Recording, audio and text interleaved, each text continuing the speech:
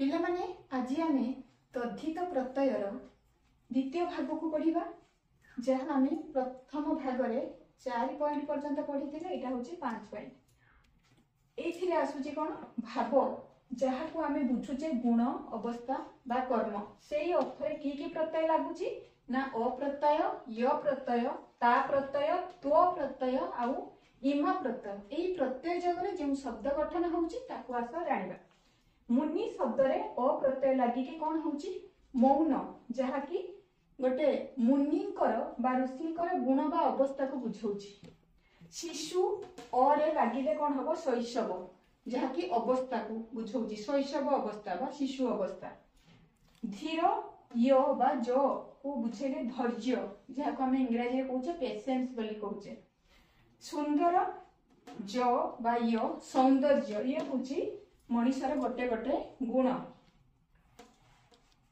मूर्ख युक्त ता मूर्खता बुद्धिमान युक्त ता बुद्धिमत्ता स्थायी युक्त तो स्थायित्व लघु युक्त इमा लघिमा लघिमा कौन कि पिले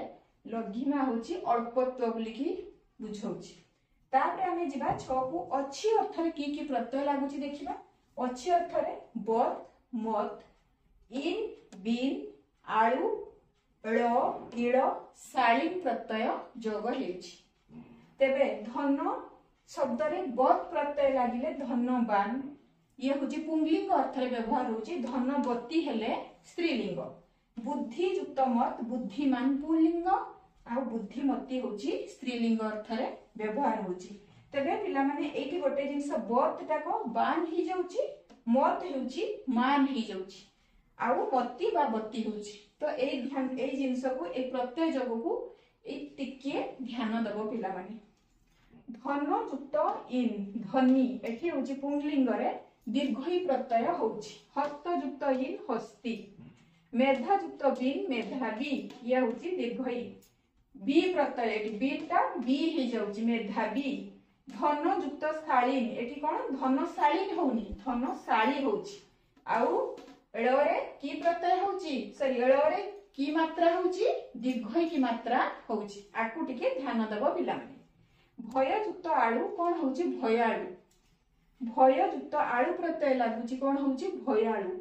मांस युक्त आळ सॉरी मांस युक्त ळ कोन होची मांसळ शीत जोटा की ठंडा हमें कहूचे ळ प्रत्यय लागि की शीतळ जेमिति हमें शीतळ भंडार रे सब हमर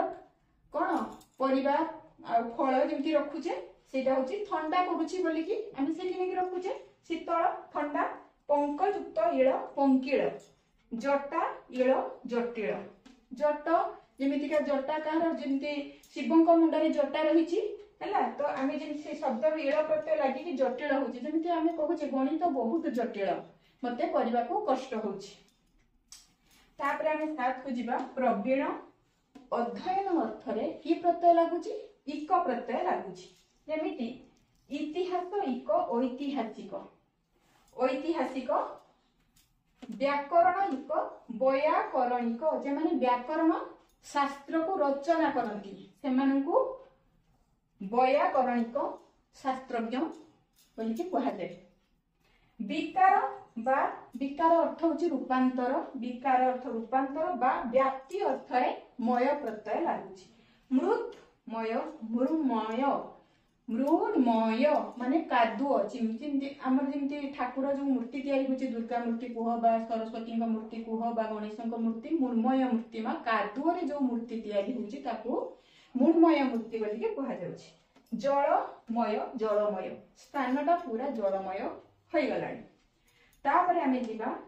दुईटी जिंस मध्य जेतले आमे तुलना करूछे बा विशेषण रु जेतबेले आमे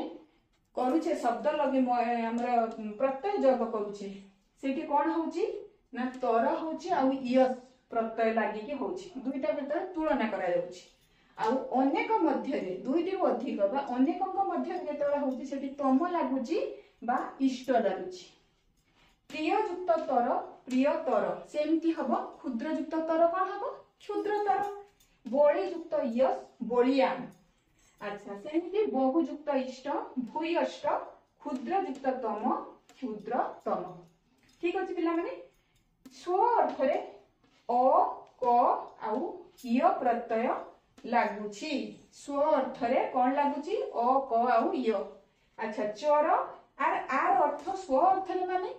तार ए आमे जेमिति अप्रत्यय जगरे जो नूतन शब्द गठन है तार अर्थ जहा मूल शब्दर अर्थ